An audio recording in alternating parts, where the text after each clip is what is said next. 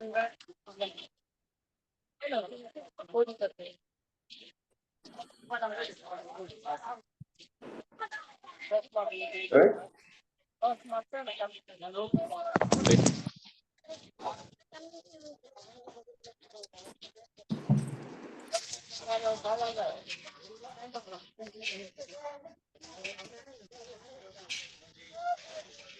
Hare Krishna.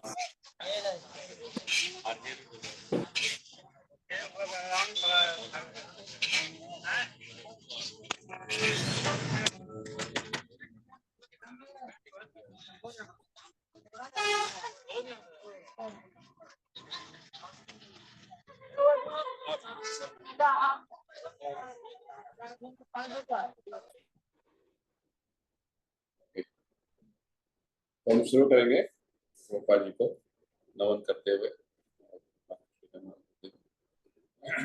नमो विष्णुपादाय कृष्ण प्रेष्ठाय भूतले श्रीमते भक्ति वेदांत स्वामिनिति नामिने। नमस्ते सारस्वती देवी गौरवाणी प्रचारिणे निर्विशेष शून्यवादी पाश्चात्य देशतारिणे। हे श्री कृष्ण चैतन्य प्रभु नित्यानंद श्री अद्वैत गदाधर श्रीवासुदेव गौरभक्त। हरे कृष्ण कृष्ण कृष्ण हरे हरे हरे राम राम राम हरे हरे। श्री राधा वृंदावन चंद्र की श्री श्रीनिवास गौरांग की जय। श्रील प्रभुपाद की जय। तो आज हम 9वें अध्याय से हमारा जो सत्संग कार्यक्रम हो रहा था उसका कंटिन्यूशन करेंगे। हम अब तक 9वें अध्याय से 15वें श्लोक तक हमने पढ़ लिया है, अध्ययन किया हुआ है। इसके आगे से अभी आज हम अध्ययन करेंगे। तो आपके सामने भगवत गीता यथारूप आप बोलिए ताकि हम नेक्स्ट श्लोक का शुरू करें। तो आज हम दूसरी जगह पे हैं, इसलिए प्रेजेंटेशन का जो श्लोक का जो है हम दिखाने के लिए नहीं हो पाएगा। फिर भी जो बुक से आपके पास सामने बुक होगा, आप बुक खोलिए और उसके हिसाब से हम समझने की कोशिश करें। तो ये अध्याय का नाम है परम दुखी ज्ञान, और इस अध्याय में भगवान हमें भक्ति योगा का ज्ञान दे रहे हैं और बता रहे थे कि शुद्ध भक्ति जो है वो परम दिव्य ज्ञान है। उसके केवल अध्ययन मात्र से, यानी कि उसका केवल समझने मात्र से और उसको जीवन में अभ्यास करने मात्र से हमारा जीवन पवित्र हो जाएगा। और बहुत भगवान ने अब तक महात्मा के वर्णन करते हुए हमें महात्मा का जो लक्षण क्या है बता रहे थे। महात्मा वास्तव में भगवान के दैवी प्रकृति के आश्रय में रहते हैं और सतत तरीके से भगवान का भजन करने में हमेशा मग्न रहते हैं। ये महात्मा का लक्षण है।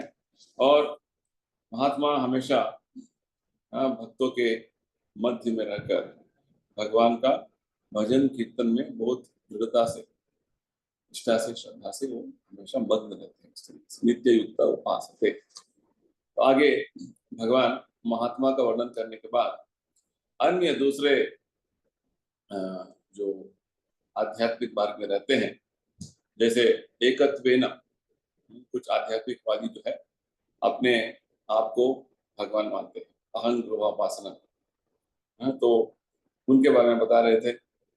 और कुछ लोग आध्यात्मिक मार्ग में चलते वो समझते हैं कि पृथक्त्वेन, यानी कि सभी तरीके के जो देवी देवता हैं वो भी सब भगवान हैं, इस तरीके से उनका मानना है।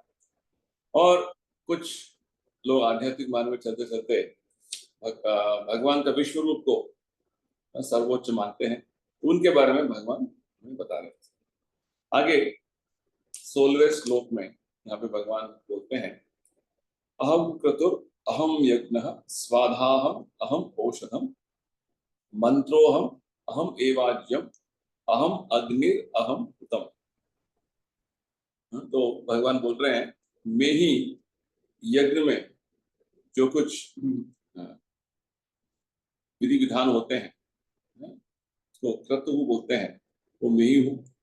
अहम क्रतु अहम यज्ञ,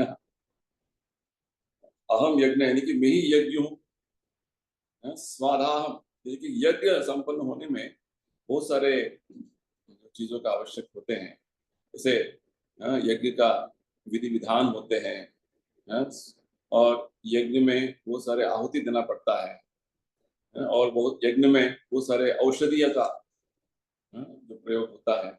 और यंत्र यज्ञ में जब यज्ञ संपन्न हो रहा है तो मंत्र उच्चारण करने वालों का, ब्राह्मण का मंत्र उच्चारण करने के जो ब्राह्मण है उनका आवश्यकता होता है। और विशेषकर यज्ञ में आहुति में घी डालते हैं, और यज्ञ में जो अग्नि प्रज्वलित होता है वो भी यज्ञ का ही भाग है। इस तरीके से यज्ञ में जो जो चीजें लगते हैं, अलग अलग तरीके के जो विधि विधान होते हैं, वो सब भगवान क्या बोलते हैं, वो मैं ही। वास्तव में भगवान हमें ये बताना चाहते हैं कि यज्ञ का जो अलग अलग विधि विधान, यज्ञ का अलग अलग सामग्री, और यज्ञ करने वाले जो मंत्र बोल रहे हैं वो भी भगवान के ही अंश है। ये जो ये विचार जो है भगवान ने हमें चौथे अध्याय में ये बताए थे। वो चौथे अध्याय के एक श्लोक है, इसका 24 का श्लोक है। इसमें भगवान ने यही जो विचार हमें बताया था। भगवान बताते हैं कि ब्रह्मार्पणम ब्रह्म हविर ब्रह्माग्निर ब्रह्मणांतम ब्रह्मैव तेन गंतव्यम ब्रह्म कर्म समाधिना। वहां पे भी भगवान बोल रहे थे कि जैसे जब यज्ञ में जो जो संपन्न होने वाले हवि, अग्नि, उत, सभी चीजें भगवान के ही उत्पन्न हो रहे हैं और भगवान के ही सेवा में अर्पण हो रहे हैं। तो हमें ये बात समझना है कि वेदों का ये निर्णय है कि सर्वम खलो इदम ब्रह्म। इस भौतिक अस्तित्व में और इस संसार में जो जो चीजें हमारे अनुभव में है, ये सब भगवान की ही शक्ति है, भगवान की ही उत्पत्ति है। भगवान के अतिरिक्त और कुछ चीज नहीं है। ये बात हमें समझना है। ये यहाँ पे भगवान यही बात हमें अलग तरीके से समझा रहे हैं। तो जो यज्ञ में उपयोग होने वाले सभी तरीके के जो विधि विधान, सामग्री और जो मंत्र उच्चारण करने वाले सभी भगवान के ही अलग अलग तरीके का उन्हीं के जो है माध्यम से आए हुए हैं, और भगवान को ही वो सब कुछ अर्पण कर। जैसे रूपा जी हम एग्जाम्पल देते हैं, उदाहरण देते हैं, जब आप गंगा का पूजा करना चाहते हैं, भगवान गंगा माता का पूजा करने के लिए जब गंगा नदी में उतरते हैं तो गंगा नदी का जल लेके गंगा को ही अर्पण करते हैं। तो वास्तव में भगवान का यही बोलना है, जो यज्ञ संपन्न हो रहा है, यज्ञ यानी कि विष्णु का तृप्ति के लिए जो कुछ विधि विधान होता है उसको यज्ञ बोलता है, यज्ञ का जो प्रस्ताव भगवान ने तीसरे अध्याय से हमें समझाया।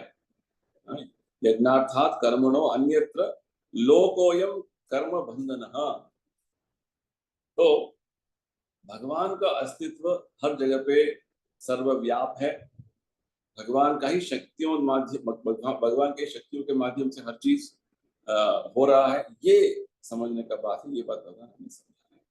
तो यहाँ पे प्रभुपाद जी बताते हैं कि वैदिक जो यज्ञ होते हैं, इसमें एक यज्ञ का नाम है ज्योतिष्टोम। ये भी भगवान कृष्ण है, और विशेषकर स्मृति शास्त्रों में भगवान को महायज्ञ भी बोलते हैं। तो बहुत सारे जो यज्ञ का जो वर्णन शास्त्रों में आता है, विशेषकर अंततः उन यज्ञों का मुख्य उद्देश्य भगवान विष्णु को तृप्त करने का है।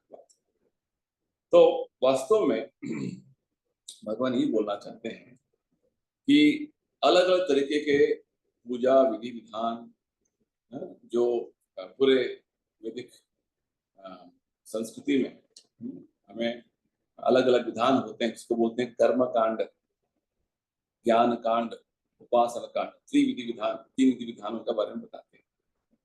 तो कर्म कांड यानी कि अलग अलग तरीके के यज्ञ, याग और पूजा विधानों के माध्यम से हम अपने आध्यात्मिक कार्यों को पूरा करने का विधि, आध्यात्मिक कार्य करने का एक तरीके का मार्ग। तो कर्मकांड के जो माध्यम से जो लोग हैं उसको आचरण करके कुछ भौतिक तरीके का सुविधाएं प्राप्त करने का इच्छा रखते हैं, उसको कर्मकांड बोलते हैं।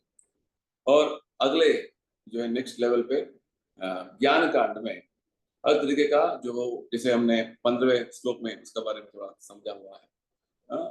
तो ज्ञान कांड में विशेषकर वेदों का अध्ययन करके ये तो अपने ही तरीके के जो है काल्पनिक तरीके से जो है भगवान का सत्य को जानने का जो खोज में रहते हैं, तो ज्ञान कांड के मार्ग में वो आ जाते हैं।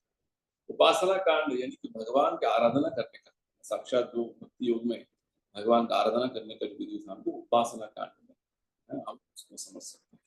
तो इस श्लोक में, 16वें श्लोक में भगवान हमें यही समझा रहे हैं कि यज्ञ में उपयोग होने वाले सभी तरीके के सामग्री हो, वो भगवान की ही शक्ति के माध्यम से उनका उत्पन्न हुआ है। और भगवान के जो यज्ञ में जो मंत्र बोले जाते हैं, वेद के मंत्र बोले जाते हैं, वो भी भगवान से ही उत्पन्न हुए हैं। और जो मंत्र बोल रहे हैं वो भी भगवान की अंश है। इस तरीके से हर चीज जो यज्ञ में यज्ञ करने के लिए आवश्यक है वो भगवान की है। और यज्ञ भी किस लिए हो रहा है? यज्ञ भी भगवान कृष्ण को संपन्न उनको जो है प्रसन्न करने के लिए हो रहा है। ये बात ये हमें प्रभुपाद समझाते हैं। तो प्रभुपाद जी में तात्पर्य बताते हैं, हम जब भगवत भक्ति में पूर्ण तरीके से प्रभुपाद जी के निर्देशन पर लग जाते हैं तो हमें ये समझना है कि वेदों में विधि विधित सभी तरीके के यज्ञों का हमने संपन्न कर लिया है। यज्ञ का मतलब क्या है? यज्ञ का मतलब यह है कि हम भगवान कृष्ण विष्णु को संतुष्टि कर रहे हैं, उनका प्रसन्नता में लगे हुए हैं। और जिस प्रकार प्रभुपाद जी ने बताया हुआ है उस प्रकार हम भक्ति योग में लग जाते हैं तो अपने आप हम वेदों के सभी तरीके के यज्ञ हवन सब कुछ में, सब तरीके के जो विधि विधानों में लग गए। भागवत में माता देवहूति जो कपिल मुनि के माता थे, कपिल मुनि तो स्वयं भगवान के अवतार थे, तो वो एक जगह पे बताती है कि जिनके जिह्वा में भगवान के पुण्य नाम का उच्चारण हो रहा है तो उन्होंने सभी तरीके के वेदों का अध्ययन कर लिया है, सभी तरीके के तपस्या कर लिया है, सभी तरीके के जो है तीर्थ क्षेत्र का जो है भ्रमण कर लिया है, सभी तरीके के जो पूजा विधि विधानों का संपन्न कर लिया है, तभी उनका जो पुण्य इतना हो गया है कि वो उनके मुंह में, उनके जीवा से भगवान का नाम निकल रहा है। तो ये बात इस तरीके से अंत तो कथा जो है हमें भगवत भक्ति का जो आचरण ही सर्वश्रेष्ठ जो है वो आचरण करने का हमारा जो लक्ष्य होना है, ये बात भगवान बता रहे हैं। चलिए अगले श्लोक देखेंगे, 17वां श्लोक। पिताहम अस्य जगतो माता धाता पितामहः वेद्यम पवित्रम ओंकार ऋक् साम यजुः एव च। तो भगवान बताते हैं कि मैं इस पूरा संसार का पिता हूँ, माता हूँ। पिताहम अस्य जगतो माता धाता, धाता यानी कि धरण कर रहा हूँ, इसका जो है पूरा सपोर्ट कर रहा हूँ। और मैं पितामह भी हूँ। और वेद्यम यानी कि सभी वेदों का जो जो उसका सर्वस्व है, सभी वेदों का जो मुख्य उद्देश्य है वो मैं हूँ। और पवित्र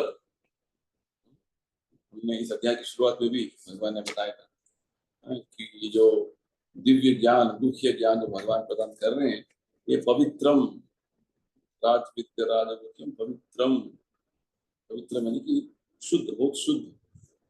तो मैं जो सबसे शुद्धिकरण करने वाले चीजों में मैं सबसे परिशुद्ध चीज हूँ। और ओमकार, वेदों में जो ओमकार है वो मैं हूँ। और सभी वेद जो है, ऋग साम यजुर्वेद, सभी वेद जो है वही, वो भी मेरे ही माध्यम से वो उद्भव हुए हैं भगवान। तो वास्तव में भगवान उसे ही बोलना चाहते हैं कि जो जो अभिव्यक्तियां हम चारों तरफ देखते हैं वो भगवान की ही शक्ति है, भगवान की अभिव्यक्ति है। जिसे हमने बताया सर्वम खलो इदम ब्रह्म, सभी भगवान की ही शक्तियों का अलग अलग अभिव्यक्तियां हैं। तो प्रभुपाद जी हमें समझाते हैं कि पूरा भौतिक संसार का जो चर अचर जो चीजें अभिव्यक्त हुए हैं वो भगवान की शक्ति का अलग अलग अभिव्यक्तियां हैं। और विशेषकर इस भौतिक संसार में हम अलग अलग संबंधों के बारे में जब बताते हैं, जैसे हमारा पिता है, हमारे माता है, हमारे संबंधी है, हमारे बहुत सारे जो है पितामह हैं। तो हर व्यक्ति का अलग अलग जो है स्वजन होते हैं, संबंधियां होते हैं। तो यहाँ पे भगवान बता रहे हैं वास्तव में ये सभी अलग अलग जो स्वजन हम हमारे जो बोल रहे हैं, हमारे संबंधी बोल रहे हैं, ये कौन है? हर जीवात्मा भगवान का शक्ति है। अमयवांश जीवलोके जीवभूत सनातन, भगवान आगे बताते हैं कि जीवात्मा भगवान का ही अंश है, सनातन तरीके से भगवान का अंश। यानी कि हमने 7वें अध्याय में यह अध्ययन किया था कि भौतिक संसार में दो तरीके की शक्तियां हैं, एक तो बहिरंगा शक्ति और दूसरा तटस्थ शक्ति जो हम आत्मा है। तो वास्तव में हम सब आत्मा अभी भौतिक संसार के प्रभाव में आ गए।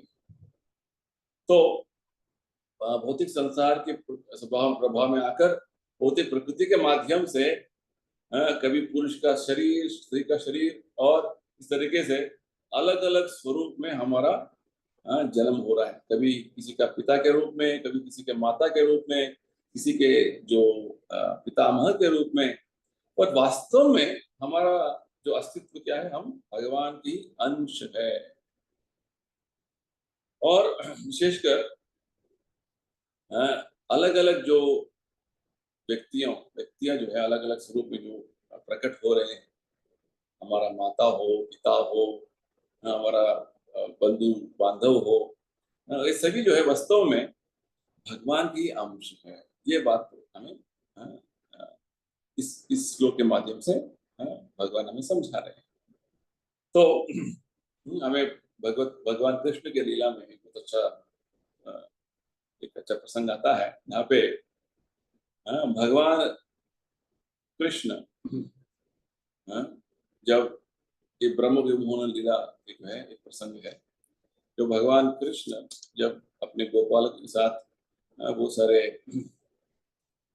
गाय और बछड़ों को चराने के लिए गए थे, तो एक दिन ब्रह्मा जी ने बहुत सारे जो है बछड़ों को और उनके जो मित्र गोपालकों को चुरा लिया। तो भगवान स्वयं उन बछड़े और गाय और विशेषकर गोपालक के रूप में विस्तरित हो गए। और अगला जब एक साल तक लगातार उसी स्वरूप में भगवान विस्तृत होकर जैसे हर दिन का जो है कार्यकलाप हो रहे थे, उस तरीके से वो जा रहे थे, वन वापस आ रहे थे। और जो गोपियां थे और गोपालक जो पिता थे, सब लोग लग रहा था कि मेरा ही बच्चा है। परंतु उनको इसे जो है भावना आ रहा था कि ज्यादा ही प्रेम अपने बच्चे के प्रति आ रहा है। और यहाँ पे गाय को जो है अपने बच्चे के प्रति ज्यादा ही प्रेम भावना आ रहा।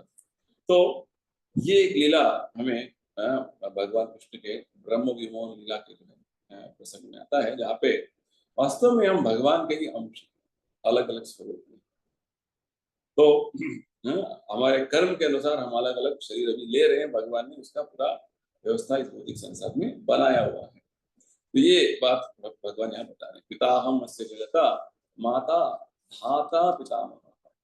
धाता, धाता यानी कि जो वास्तव में सृष्टि करता है, सृष्टि करता। तो यानी कि सभी तरीके के जो हमारे स्वजन है, संबंधियां हैं, वास्तव में भगवान के ही माध्यम से उनका भी जन्म हुआ है, ये बात हमें समझना है। तो अगले जो बात जो भगवान बता रहे हैं, वेद्यम, यानी कि आगे हम देखेंगे 15वें अध्याय में, वेदैश्च सर्ववेद अहमेव वेद। सभी वेदों से हमें भगवान कृष्ण को समझना है, जानना है। तो सभी वेद के माध्यम से हमें भगवान का ही लक्ष्य, यानी कि भगवान को ही समझना है, और कोई दूसरा उद्देश्य नहीं। ये वो स्पष्ट है गीता के माध्यम से। यहाँ पे फिर से ये भगवान हमें ये बात बता रहे हैं, वेद्यम, यानी कि वेदों का अध्ययन करना, वेदों का समझने का अर्थ यानी कि हमें भगवान कृष्ण का निर्णय में भगवान कृष्ण ही सर्वोच्च, ये समझ में आता है। तो हर चीज जो वेदों के माध्यम से हम समझते हैं, कुछ कार्य करते हैं, तो हमें वो भगवान कृष्ण तक हमें लेके चलना है, ये बात हमें समझना है। तो विशेषकर यहाँ पे भगवान जो दूसरा बात बोल रहे हैं, भगवान पवित्रम, यानी कि जो विषय, जो विषय हमें अपने आध्यात्मिक मार्ग में अपना वास्तव स्थान को फिर से जागृत करके उस दिशा में लेके चलेगा, वो हमें शुद्धिकरण कर रहा है। अभी भौतिक संसार में क्या हो गया है, हमारा अस्तित्व कलुषित हो गया, वो सारे मलिनता से हमारा अस्तित्व भर गया है, तो उसे शुद्धिकरण करना है। तो जब हम भक्ति के मार्ग में चल रहे हैं, भक्ति का मार्ग यानी कि शुद्धिकरण का मार्ग, चेतो दर्पण मार्गम, जिसे भगवत नाम लेते हैं, भगवान का नाम लेने का उद्देश्य क्या है, कि हमारा चित्त शुद्धिकरण होता है और हम भगवत मार्ग में और आगे आगे बढ़ रहे हैं, ये बात। इसलिए भगवान का जो जो सेवा करते हैं, भक्ति करते हैं, वो हमारा शुद्धिकरण के लिए। और विशेषकर यहाँ पे जब भगवान बोलते हैं मैं ओमकार हूँ, इसके बारे में 7वें अध्याय में भगवान बताया था, प्रणव सर्व वेदेशु, प्रणव यानी कि सभी वेदों में जो ओमकार है वो मैं हूँ, भगवान ने बता दिया 7वें अध्याय में। और विशेषकर इसमें यहाँ बता रहे हैं सभी वेद मंत्रों में जो ओमकार है, प्रणव, ये भी भगवान कृष्ण है, ये कोई दूसरा शब्द नहीं है। भगवान कृष्ण को ही संबोधन करने वाला एक और शब्द, आध्यात्मिक शब्द है। और सभी वेदों में, ऋग्वेद, यजुर्वेद, सामवेद, अथर्ववेद जो है, वहां पे भी ओमकार का पूरा तरीके से उसका वर्णन है। तो वो भी वास्तव में भगवान कृष्ण ही है। तो इस श्लोक के माध्यम से भी भगवान हमें बता रहे हैं, एक तो जो कर्मकांडीय लोग जो यज्ञ संपन्न करते हैं, वो सारे पूजा विधि विधान करते हैं, तो भगवान बोलते हैं उस यज्ञ के सभी तरीके के सामग्री हो, मंत्र हो, और यज्ञ करने वाले का जो व्यक्ति हो, सभी भगवान के ही अंश है, भगवान के ही, भगवान से उत्पन्न हुए हैं, क्योंकि भगवान की संतुष्टि के लिए वो सब यज्ञ संपन्न हो रहा है। और साधारण व्यक्ति जो अपने स्वजनों के साथ, संबंधियों के साथ रहता है, भगवान बोल रहे वो भी मेरा ही अंश है। और जब वेदों का अध्ययन करोगे तो वेदों से मुझे जानना है, और वेदों में जो ओंकार है वो मैं हूँ, और वेदों में जो जो वर्णन किया हुआ है, ऋग्वेद, यजुर्वेद, सामवेद, अथर्ववेद, वो मैं भी हूँ। देखिए सभी तरीके की जो चीजें भगवान को उद्देश्य बनाकर भगवान का सेवा में लगाने का पूरा मार्ग हमें दिया रहा है। अगले श्लोक, श्लोक संख्या 18, गतिर्भर्ता प्रभु साक्षी निवास शरणम सुहृत प्रभव प्रलय स्थानम निधानम बीजम अव्ययम। गति, भगवान ही हमारा अंतिम गति है। तो भागवत में बताते हैं प्रहलाद महाराज, नते विदु स्वार्थ गतिम ही विष्णु दुराशया ये धीरत्व। हाँ, ज्यादातर लोग इस भौतिक संसार में उनका अंतिम गति क्या है, उनका वास्तव स्वार्थ गति क्या है पता नहीं। गति यानी कि हमारा उद्देश्य, हमारा हमारा लक्ष्य, अंतिम लक्ष्य। तो हाँ, हमारा भगवान बोलते हैं मैं ही अंतिम गति हूँ। तो प्रहलाद महाराज बोलते हैं लोग इस भौतिक प्रकृति के, माया प्रकृति के, बहिरंगा शक्ति के प्रभाव में आकर अपना वास्तव जो लक्ष्य क्या है वो भूल गए। और नते विदु स्वार्थ गति में विष्णु दुराशया ये भैरथ। जो भौतिक चीजें हैं, माया की चीजें जो हैं, उनमें इतने मग्न हो गए हैं। माया सुखाय भरमुद्भवतो। तो प्रहलाद महाराज बोलते हैं माया सुख में इतना मग्न हो गए हैं कि वास्तविक अपना आध्यात्मिक गति के बारे में सब लोग भूल गए। तो ये आजकल का वर्तमान का स्थिति हो गया लोगों का। तो जो सोच रहा है आदमी आजकल के समय में कि मैं बहुत आगे बढ़ रहा हूँ, जैसे आजकल के समय में हमें बताया जा रहा है नहीं हम बहुत विज्ञान में, तंत्र ज्ञान में और सभी तरीके के जो दूसरे तरीके के ज्ञान में आगे बढ़ रहे हैं। हम कुछ भी आगे बढ़ेंगे तो वहां पे हमारा लक्ष्य भगवान कृष्ण नहीं है, तो वो सब व्यर्थ, श्रम एवं ही केवलम। भक्तिविनोद ठाकुर बताते हैं कि जड़ विद्या मायार वैभव तुम्हारा भजन बाधा। आजकल के समय में हमने बहुत पढ़ा लिखा कर दिया है, बहुत सारे जो है विज्ञान तत्व ज्ञान में आगे बढ़ गए हैं, परंतु वो सब हमें क्या कर रहा है, वो सब हमारा माया का जो प्रभाव है बढ़ा रहा है और कृष्णा से हमें दूर लेके जा रहा है। तुम्हारे भजने बाधा। जो जो हमारा ज्ञान, विज्ञान, तंत्र ज्ञान जो बोलते हैं उससे हमारा भक्ति तो नहीं बढ़ रहा है, भगवान के साथ ज्यादा हमारा भक्ति करने का इच्छा तो ज्यादा नहीं हो रहा है, उससे तो हम भाग रहे हैं। आजकल के लोग जो जनरेशन है, नौजवान है, तो वो भक्ति कहाँ कर रहे हैं, ये बात है। तो ऐसा जो केवल काल्पनिक तरीके से सोचना कि हम बहुत आगे बढ़ रहे हैं, कहाँ बढ़ रहे हैं, गलत रास्ते में बढ़ रहे हैं। जैसे प्रहलाद महाराज जी को जगह बोलते हैं हमको, अंधा यथांधे रूपनीयमान देवीश तंत्रा मुरुदाम निबंध। यानी कि एक अंधा जो है व्यक्ति, वो कहाँ पे जा रहा है पता नहीं, जाके एक गड्ढे पे गिरेगा वो, तो सभी लोग उसके पीछे जो कर रहे हैं, उसका जो है उसको फॉलो कर रहे हैं, तो वो भी जाके गड्ढे में गिरेंगे। ऐसा हो गया आजकल। तो कुछ लोग ऐसे भी करते हैं कि अपना गति, अपना जो लक्ष्य बनाते हैं देवताओं का पूजा करते हैं। तो भगवान ने आगे बताएंगे इसी अध्याय में, यान्ति देवव्रता लोकान पितृन यान्ति पितृव्रता। आप जिस देवता का आराधना करेंगे उस देवता लोक में जाएंगे। चंद्र का पूजा करेंगे तो चंद्र लोक में जाएंगे, सूर्य का पूजा करेंगे सूर्य लोक में जाएंगे, इंद्र का पूजा करेंगे तो इंद्र लोक में जाएंगे। और वास्तव में भगवान ने क्या बता दिया सातवें अध्याय में, कि सभी देवता और देवता लोग जो है भगवान का ही सृष्टि है, भगवान का ही शक्ति है। तो ये सब भगवान का ही है, भगवान ही है वास्तव में, परंतु वो तो भगवान के एक शक्ति के माध्यम से उनका बड़ा सेवा हो रहा है। तो भगवान की जो है शक्तियों के माध्यम से जाना, यानी कि भगवान को परोक्ष रूप से उनका सेवा करना, ये बात है। साक्षात भगवान का सेवा करने के लिए भगवान हमें विधि विधान दिया हुआ है, उसके माध्यम से हमें भगवत सेवा करना है। तो यहाँ पे प्रभुपाद जी हमें उदाहरण देते हैं, अभी एक बड़ा बिल्डिंग है, वो सारे उसका जो है मंजिल है, मान के चली थी वो 10 फ्लोर का है, 10 मंजिल का एक बिल्डिंग है। तो आप सीधा लिफ्ट लेके ऊपर तक आराम से पहुंच जाते हैं और आपका समय और शक्ति सब उसमें बचत हो गया। तो आप नहीं धीरे धीरे जाएंगे ऊपर, भी हो सकता है, परंतु आपका समय शक्ति सब उसका वो सारा व्यय हो गया।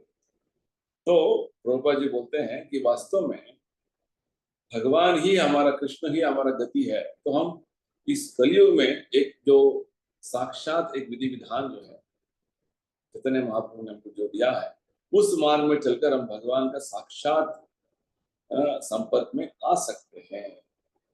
हम जो है परोक्ष रूप से क्यों जाए, ये बात प्रभुपाद जी बताते हैं। गति, गति भरता, भरता यानी कि हमारा पालन पोषण जो है भगवान कर रहे हैं। सभी तरीके के जो चीजें भगवान पर ही आश्रित है। हर जो हमारा जीवन का आवश्यकता है भगवान उसको पूरा कर रहे हैं। वेदों में बोलते हैं नित्यो नित्यानाम चेतनस चेतना, यानी कि एक नित्य एक चेतना असंख्यात नित्य असंख्यात चेतनाओं का पूरा उनका पालन पोषण कर रहे हैं। एको बहुना विधाति कामा, हमारे सभी कामनाओं को भगवान पूरा कर रहे हैं। हमारा पालन पोषण भगवान कर रहे हैं। तो उसके बारे में और हमें 15वें अध्याय में भगवान बताने वाले। यहाँ पर हमें भगवान ये सूचना दे रहे कि भर्ता, जैसे गोपी भर्तु पद कमलियो, गोपियों का पालन करता, गोपियों का जो रक्षक है भगवान, हम ऐसे जो गोपियों का सेवा करने से क्या होगा, भगवान की कृपा मिलेगा, ऐसे आचार्य बताते हैं। तो भगवान को भर्ता बोलते हैं। गतिर भर्ता प्रभु, प्रभु यानी कि सबका स्वामी है भगवान। जैसे 5वें अध्याय में भगवान बताते हैं भोक्ताराम यज्ञ तपसा सर्वलोक महेश्वरम, प्रभु यानी कि स्वामी, सबका मालिक, सभी ग्रह लोकों का, सभी तरीके के जो संपत्ति का भगवान स्वामी है, प्रभु है। प्रतिवर्ता प्रभु साक्षी, परमात्मा बनकर हृदय में बैठे हुए हैं। और सभी तरीके के जो गतिविधियों का हमारा पूर्ण तरीके से निरीक्षण कर रहे हैं, साक्षी बनकर। गतिर्वर्ता प्रभु साक्षी निवास, बहुत अच्छा बात बोलते हैं कि वास्तव में हमारा अंतिम निवास, अंतिम आश्रय जो है वो भगवान है ना। तो पिछले अध्याय में 8वें अध्याय में हमने समझा हुआ था, हर दिन जब ब्रह्मा जी का दिन जो है समाप्त होता है तो दिन में पूरा सृष्टि होता है और रात में विनाश होता है। और विनाश होने के समय में क्या होता है, सभी जीव जंतु भगवान विष्णु के जो है गर्भ में जाकर प्रवेश हो जाते हैं, आश्रय लेते हैं, निवास होते हैं। और विशेषकर जब भक्ति में आगे बढ़ते जाते हैं तो भक्ति का अंतिम लक्ष्य जो है भगवान का आश्रय पाना, कृष्णाश्रय प्राप्त करना। तो ये भगवान का निवास, ये कि भगवान का आश्रय करना, लेना हमारा उद्देश्य।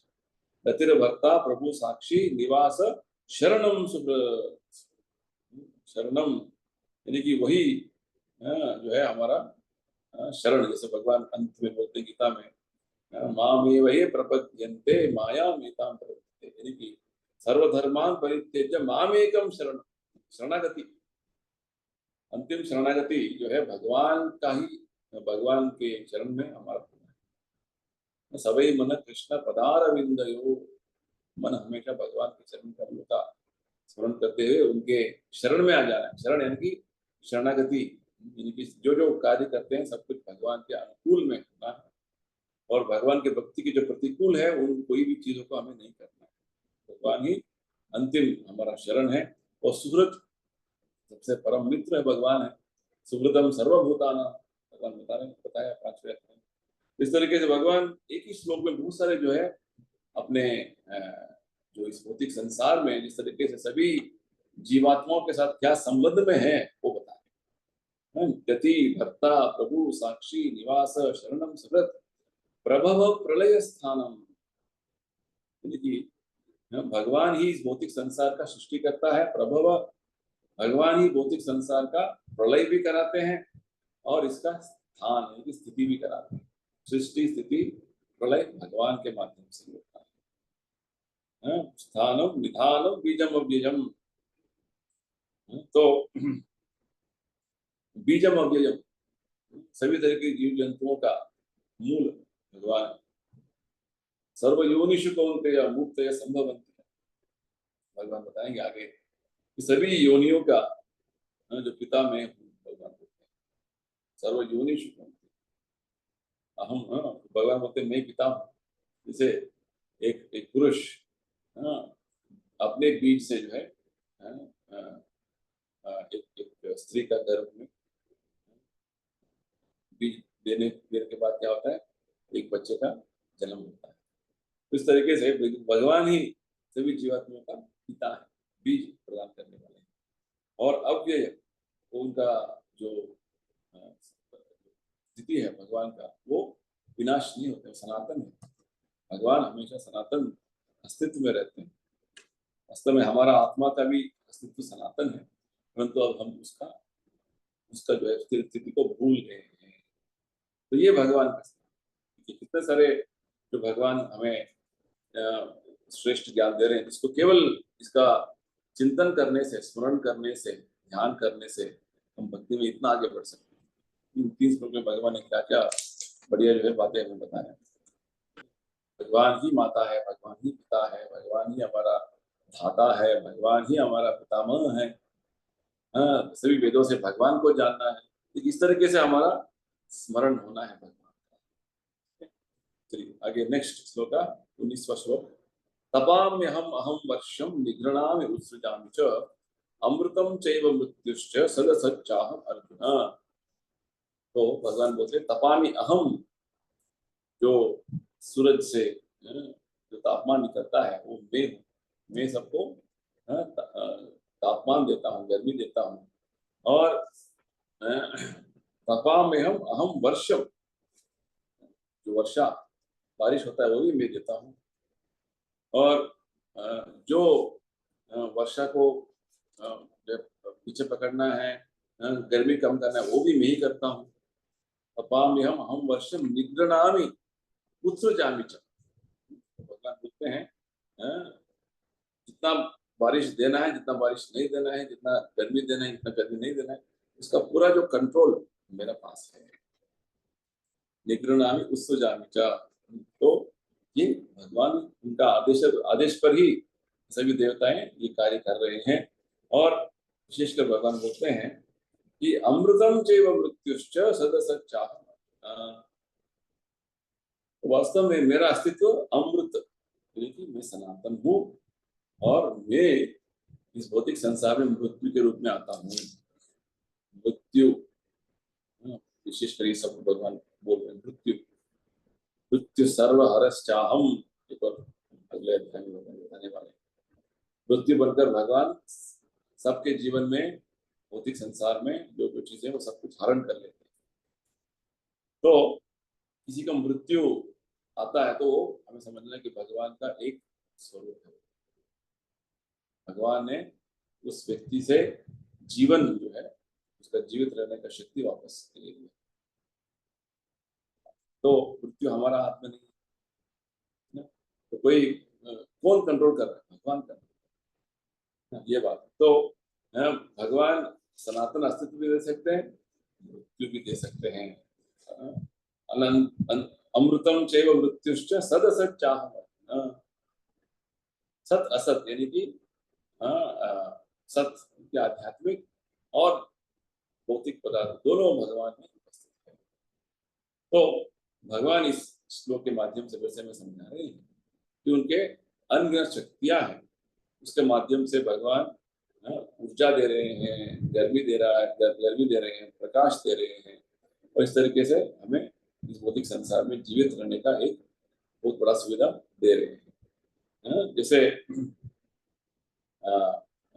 गर्मी के मौसम में जो है भगवान वहां से ऊपर से बारिश नहीं आना, ये कार्य का जो है ये बात भगवान, ये व्यवस्था भगवान ने बनाया है। और जब बारिश का जो मौसम होता है वहां उस समय में लगातार बारिश भगवान उसका अनुमति देते हैं। तो इस तरीके से भगवान ही हमारे जीवन का हर आयाम में उपस्थित है, ये बात मैं समझ। गर्मी हो रहा है यानी कि बारिश क्यों ना हो रही है, भगवान ने बारिश को रोक रखा है। और बारिश का टाइम में गर्मी नहीं आ रही है, भगवान ने गर्मी को रोक के रखा है। और जैसे ही किसी व्यक्ति जीवित है, भगवान की कृपा से वो व्यक्ति जीवित है, और किसी का मृत्यु हो गया, भगवान ने उनका जीव शक्ति वापस ले लिया। तो इस तरीके से भगवान ही हर व्यक्ति का, हर गतिविधि का जो है उनका हाथ साक्षात है, ये बात हम समझ सकते हैं। मयाध्यक्षेण प्रकृति श्रूयते सचराचरम्। तो इस तरीके से भगवान को सर्वत्र जब हम देख सकते हैं, देखेंगे, तो वो वास्तव में कृष्ण भक्ति, कृष्ण भावनामृत कहलाता है। तो यहाँ पे प्रभुपाद जी में समझाते हैं कि भगवान वास्तव में जड़ वस्तु भी उनके स्रोत से, उनके ही माध्यम से आता है, आत्मा भी उनके माध्यम से आता है।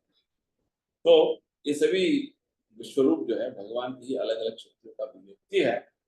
और उनके जो वृंदावन में श्याम सुंदर का जो लीला हुआ, विशेषकर अपने बांसुरी के ऊपर में भगवान जो है लीला बांसुरी बजा रहे हैं, तो ये सब भगवान कृष्ण का, स्वयं भगवान कृष्ण का एक और स्वरूप है, वास्तव स्वरूप है।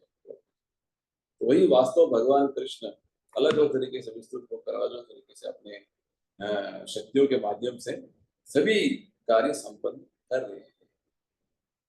आगे नेक्स्ट श्लोक देखेंगे, श्लोक संख्या 20। त्रैविद्या मां सोमपा भूतपापा यज्ञैरिष्ट्वा स्वर्गतिं प्रार्थयन्ते ते पुण्यम आसाद्य सुरेंद्रलोकम अश्नन्ति दिव्यानि दिवि देव भोगान्। तो यहाँ पे भगवान बोल रहे हैं त्रैविद्या, जो 3 तरीके के वेदों का अध्ययन करते हैं उनको त्रैविद्या, साम वेद, यजुर्वेद, ऋग्वेद, जो ये 3 तरीके के जो वेदों का अध्ययन करते हैं उनको त्रिवेदी बोलते हैं। तो जो वास्तव में इन 3 तरीके के जो वेदों का अध्ययन करने में ज्यादा उनका रुचि है, तो समाज में उनको बहुत सम्मान दिया जाता है। और विशेषकर दुष्टवश जो है, बहुत सारे ऐसे विद्वान वेदों के हैं जो वास्तव में वेदों का अध्ययन क्यों करना है। अभी अभी हमें अध्ययन किया हुआ था, भगवान 17वें श्लोक में क्या बोलते हैं, वेद्यम, वेदों का अध्ययन करने का उद्देश्य भगवान को समझना, भगवान का सेवा भक्ति में लग जाना। तो वास्तव में भगवान यही बोलना चाहते हैं, त्रैविद्या मां, आप सभी वेदों का अध्ययन करेंगे तो उनका उद्देश्य क्या है, भगवान को समझना, भगवान को जानना, भगवान का सेवा करना। तो वास्तव में जो वेदों का अध्ययन करते हैं वो भगवान का आश्रय में आकर भगवान का सेवा में लग जाते हैं। तो भक्ति योग में क्या कर रहे हैं हम, हमारा शुरुआत ही होता है भगवान को संतुष्ट करने में। भक्तियों की शुरुआत क्या होता है, भक्तियों की शुरुआत भगवान के पुण्य नाम का जप करने में, करने से शुरू होता है। भगवान का नाम उच्चारण करना और उसको सुनना, उसको जप बोलते हैं। तो साथ ही साथ हम भगवत गीता का अध्ययन करते हैं। इस तरीके से क्या होता है, हम केवल वेदों का और भगवत गीता का अध्ययन नहीं करें, साथ ही साथ हम भक्ति योग में लगे हुए हैं। तो यहाँ पे भगवान विशेषकर उन तरीके के जो वेदाध्ययन करने वाले जो विद्वान हैं, पंडित हैं, उनके बारे में बोल रहे हैं।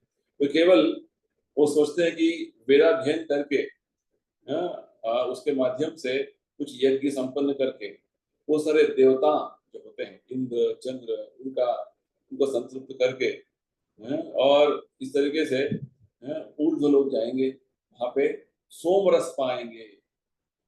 त्रैविद्या माम सोमपाहा, सोमपाहा यानी कि सोम रस का पान करना। ऊपर जब समझाते हैं कि सोम रस जो है वास्तव में कोई जो मदिरा नहीं, एक तरीके का एक ड्रिंक है जो देवता लोक में होता है। उसके माध्यम से क्या होता है, उनको वो सारा जो शक्ति मिलता है अपना दैवत्व का, जो देवता का जो कार्य निभाने के लिए, और विशेषकर वो ज्यादा लंबे समय तक जीवित रहते हैं। तो ये सोम सोमपान करने का एक सुविधा है। तो सोमपान करते ही उनका पूरी तरीके से जो है वो शुद्ध हो जाते हैं। तो इस तरीके से भगवान बोल रहे हैं यज्ञैरिष्ट्वा स्वर्गतिम प्रार्थयन्ते, जो वेदों का अध्ययन करके उसके माध्यम से स्वर्गलोक जाने का इच्छा रखते हैं, तो उनका उन्होंने पुण्य प्राप्त किया तो वो स्वर्गलोक जाएंगे, वहां पे काफी समय तक जीवित रहेंगे, और वहां पे बहुत सारे जो स्वर्गलोक का सुविधाओं का पूरा उनका भोग करेंगे।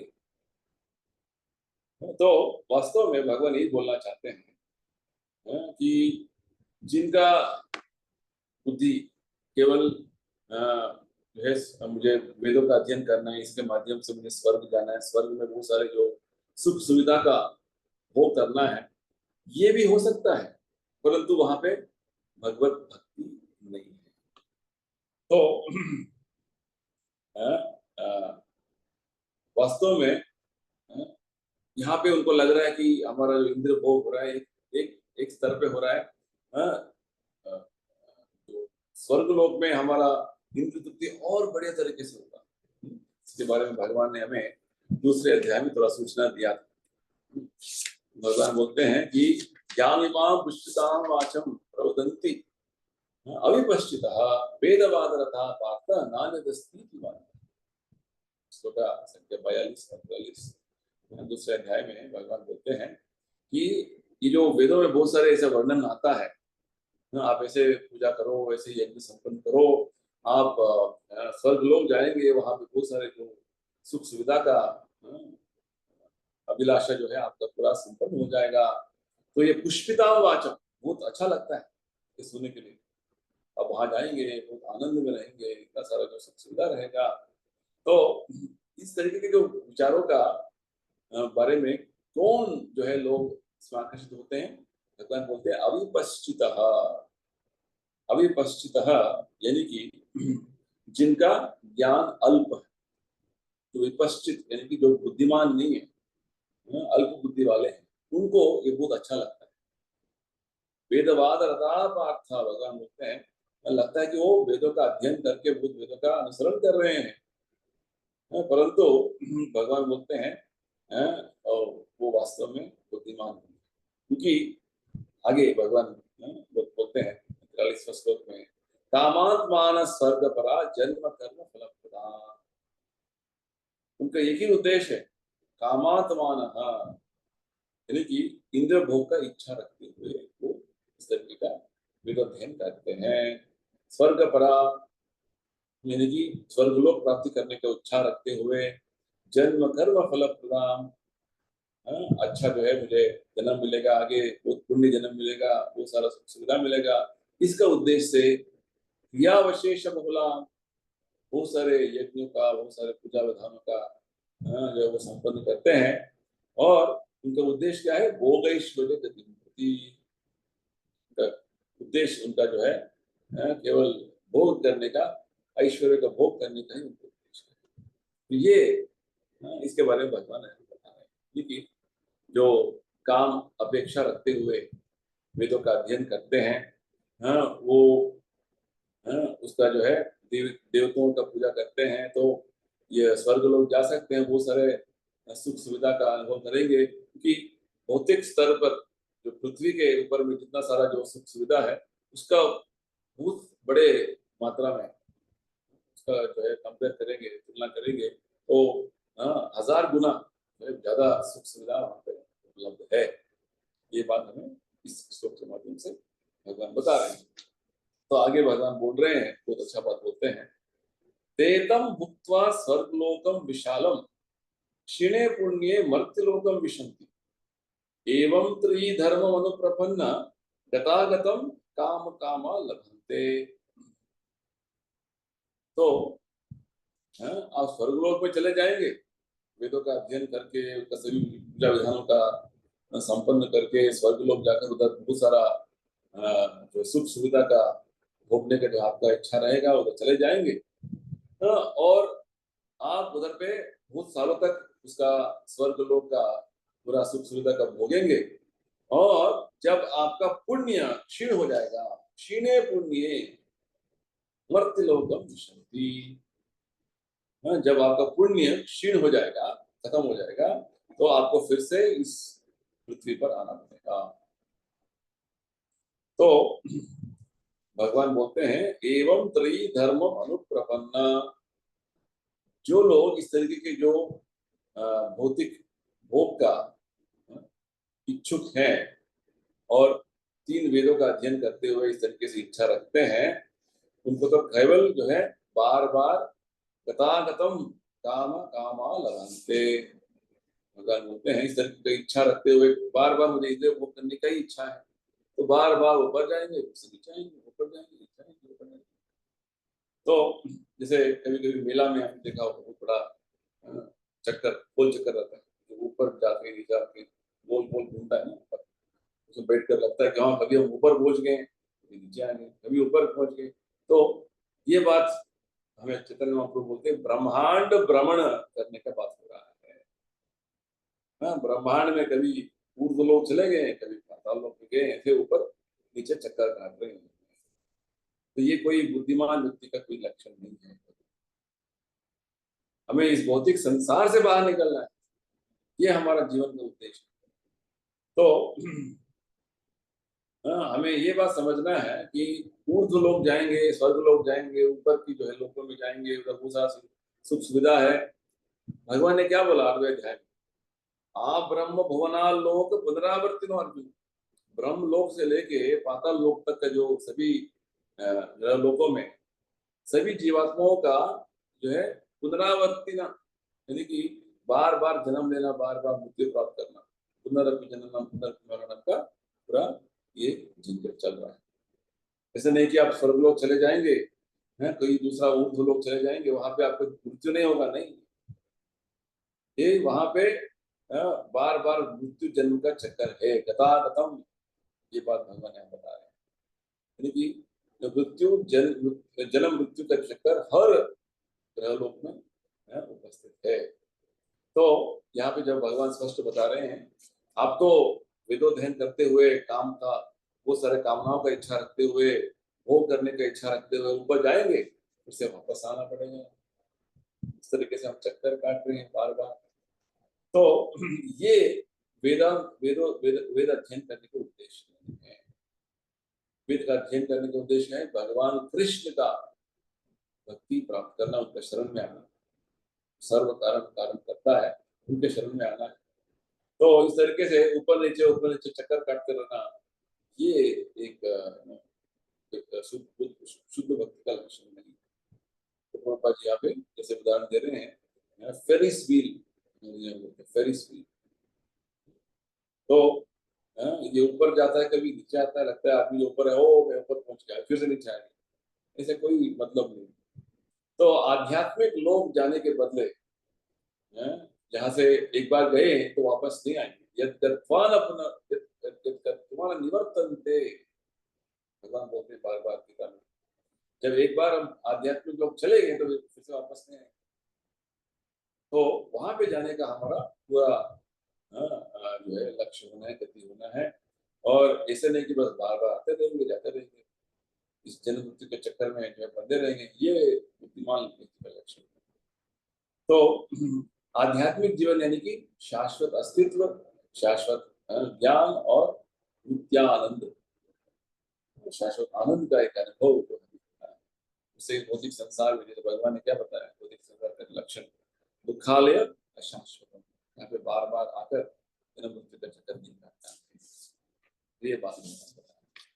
तो हमने आज 6 श्लोकों का अध्ययन किया है।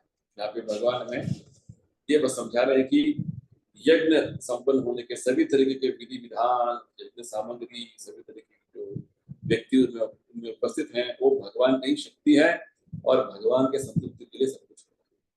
और हमारे सभी तरीके के जो संबंधी स्वजन हैं, माता पिता, पितामह, कोई भी हो, सब भगवान की अंश है, और वेदों के माध्यम से हमें भगवान को जानना है, और सभी वेद जो ओंकार है वो सब भगवान को ही, भगवान को भगवान की सेवा करने में जो है लगे हुए हैं।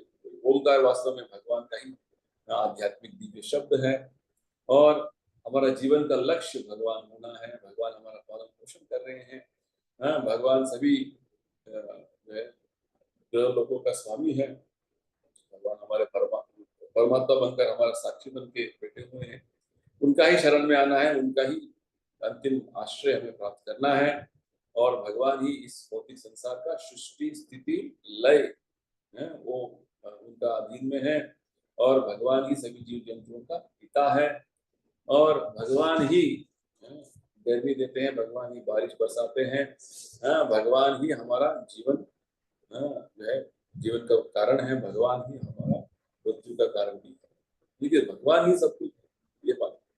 फिर भी कुछ लोग वेदों के अध्ययन करते हुए भौतिक भोग करने की इच्छा रखते हुए ऊर्ध्वलोक स्वर्गलोक ऊपर के लोगों को जाने का उनका पूरा प्रयास रहता है और वहां पे जाएंगे वो सारे ढेर सारे जो है सुख सुविधाओं का अनुभव करने का कोशिश करेंगे।